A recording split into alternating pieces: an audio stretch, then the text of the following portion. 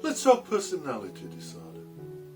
As I said early on in the answers to the quiz, there are 9 personality disorders recognised in mental health care, and these fall into 3 groups. On the one hand, we have the neurotic or anxiety-based personality disorders. These are things like obsessive compulsive, otherwise known as anancastic personality disorder, dependent personality disorder, and avoidant personality disorder. On the other hand, we have the psychotic or chaotic personality disorders. These are schizotypal, paranoid, and explosive personality disorders. And for a very long time, it was believed that that's all that there was. Just 6. And then a guy called Otto Kernberg realised that there was a group of people who seemed to draw elements from both the other groups. So they were both neurotic at times and psychotic or chaotic at times. And these came together to create a third group, which are known as the emotionally unstable personality disorders. And there are 3 of these. There's emotionally unstable borderline type, which you've probably heard of. Emotionally unstable histrionic type, which you may not have heard of. It's like borderline, but it also has a very strong seductive element to it, for want of a better word. And then there are antisocial personality disorders. 3 groups of 3 makes up 9. Now, most of the people with personality disorders will not come into either mental health care in the NHS or in social care. These are people who actually have very little problem finding a niche for themselves. For example, if you have an obsessive-compulsive personality, it doesn't mean you have obsessive-compulsive disorder, but it means that you like for everything to be in its place and for there to be a place for everything.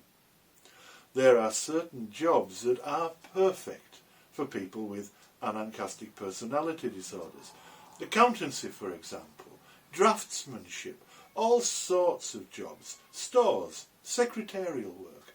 There are all sorts of jobs where a love of order is a real boon, and many of these people are incredibly successful. But I want to talk to you today really about the personality disorder that crops up most both in psychiatric mental health and in social care. And that's one of the ones in the middle. It's one of the emotionally unstable personality disorders, and it's borderline type. You've heard, I'm sure, of people who've been diagnosed with EUPD. That's emotionally unstable personality disorder. Most of the time, it's borderline type. So what does that mean? Well, first of all, let's talk to you about all personality disorders. The thing they all have in common is that they're not transient. Imagine the expression, wherever you go, you take yourself with you. That's why there's no point in going abroad to find yourself, because you just take yourself there. You may have new experiences and that may change you, but you're not finding yourself, you're changing. Wherever you go, you take yourself with you, and that's true of personality disorder. You see, by the time you hit probably your mid-20s, girls mature a little earlier than boys, a few years in it, as an average, but by the time you hit your mid-20s, your personality is probably pretty fixed. You'll continue to grow and develop, but you will be the same person.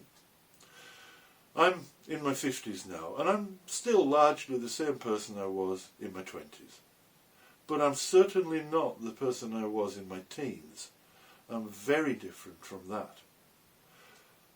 So personality disorder is something that really oughtn't to be diagnosed until someone has at least hit 21, and probably a little after that. It's characterised by set responses or set types of responses. So, for example, with emotionally unstable borderline type, people deal with stresses by becoming either anxious or upset.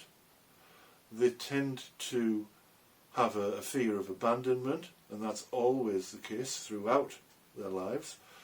Many will harm themselves because they'll get an emotional release from that allows them to reset the emotional balance that they've just lost because they got stressed. That's why, for example, the worst thing that you can do with someone who's cut themselves is tell them off. Because then you create more stress and they might feel that they have to go and do it again. It's better to talk to them about alternatives than to tell them what they already know, which is that self-harm isn't a brilliant idea. Well, come on, they know that. What they need is some assistance and some compassion. People with emotionally unstable personality disorder, borderline type, usually have some sort of trauma in their history and in their early history too. That does not mean that they were abused or that they had bad parents, but there is something that was more than they could cope with. Now bear in mind what we said about stress and vulnerability. Some people's thresholds are very, very low. They're very vulnerable to stress. So they will experience trauma where other children just wouldn't. But equally, some people with borderline personality disorder are incredibly strong. Because to deal with the life that they lead and the emotional upset that they endure on a daily basis is incredibly difficult. And many of us wouldn't be able to cope. I'm not sure I could. It's like an emotional roller coaster. And I want to tell you about a piece of prose that was written for me by someone who has a diagnosis of emotionally unstable borderline type, who wrote this for my training sessions. It became a handout and it's actually reproduced in your workbook. It's called The Merry-Go-Round by someone who calls herself Cassandra. And she talks about the old Victorian fairground rides with the porcelain or wooden horses affixed to the roundabout with long poles, and people sit on them and hold onto the pole, and it goes round and round and there's music playing and it's all very nice. But she talks about standing in the little island where the person who takes the money normally stands, in the middle of the roundabout, the carousel. And all of the horses have the names of emotions.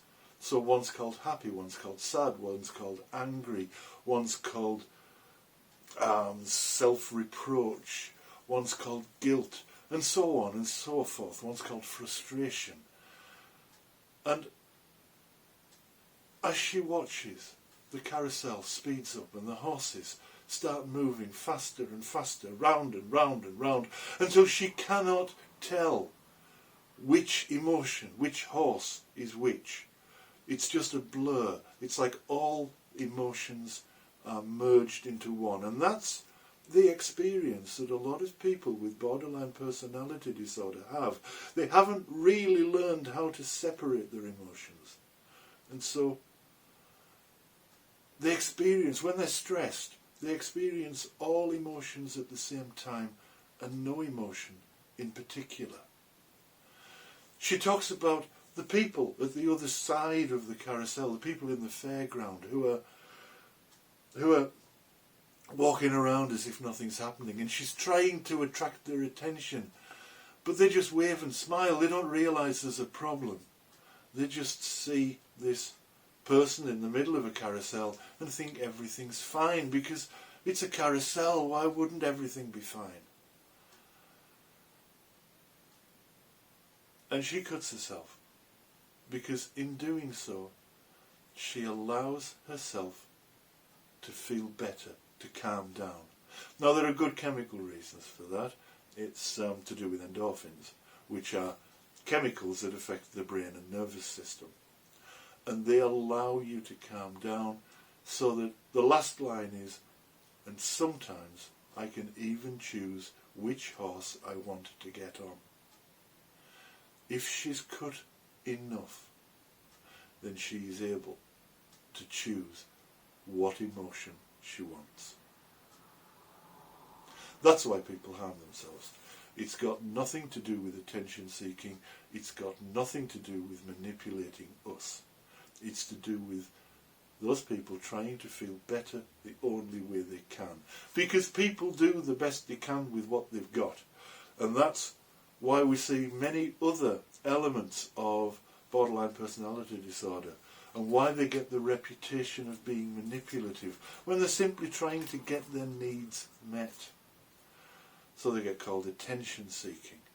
But actually, if you are terrified of abandonment, so you're always frightened to put a foot wrong, and you can't trust your emotions, then you're always seeking out others and trying to get their feedback on how you should feel and how you should present. There's an excellent little book. It's called Lost in the Mirror. And the idea is that other people are the emotional mirror. When you look in the mirror, you see yourself reflected. When the person with emotionally unstable personality disorder looks at you, they see how they should be feeling, which is why they often will match your mood. It's why they'll appear clingy when what they're trying to do is keep you around so they know how they should feel. These people often can't trust their own judgment, and that may well be because as they were growing up, nobody accepted their opinions. Now, it may be that they have learned that the only way to be safe as children is to behave in certain ways, so they may become very compliant, or they may come out fighting a lot. That's not because they want to be like that, it's because that's all they know. People do the best they can with what they've got. These are all traits of personality disorder.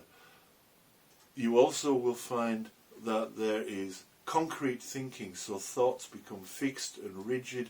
You'll find black and white thinking. If it's not good, it must be bad. That's why people with borderline personality disorder can split a team. They will put one particular staff member up on a pedestal because that staff member did something good. And if they're at all good, they must be all good. But the problem is nobody's all good. So eventually, probably quite soon, that staff member, that worker will do something that the person with borderline personality disorder thinks is not good. That means they must be all bad. So they're off the pedestal and someone else is on it.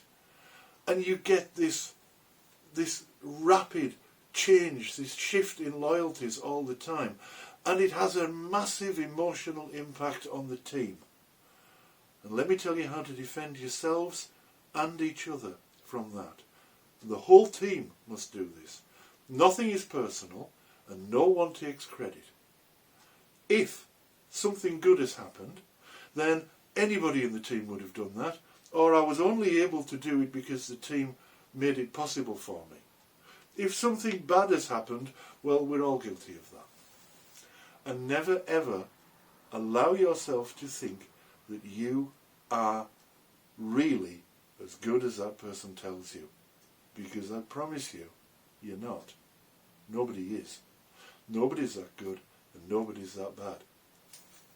The other thing about personality disorder is you will not shift it with medication.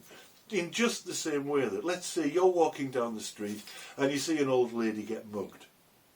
And you go and help because that's what you do, isn't it? No amount of medication would change that aspect of your personality. No amount of medication would make you want to cross over the road and walk by on the other side. Because that's not who you are. That's not your personality, and it will not change with drugs. Now, what we can do with medication for people with personality disorders is we can impact the depression that they might feel, or we can impact the anxiety they might feel. We can even impact the psychosis that they feel, although it's normally voices inside their head, not outside. So it's not that sort of true psychosis. We talked about that earlier in the session on voice hearing and psychosis. And we can change those symptoms of distress with medication just like we can with anyone else. But we can't change someone's personality. That's what it is. Just as we can't change yours. So don't waste time trying. The trick, go back to the idea of stress and vulnerability, is to work out what those stresses are. And often with people with borderline personality disorder, those stresses are psychological. It's the way they view the world or themselves or other people. You can help them to change their thinking so that they're less vulnerable to anxiety or depression. You can encourage them to change their social groups and to behave differently in society so they're not taking the impulsive risks, which is also a feature of borderline personality disorder. But what you cannot do is make them someone else. And that's what changing personality really means. But make no mistake, people who are diagnosed with emotionally unstable personality disorder, borderline type, are among the most vulnerable and distressed people that you will ever work with.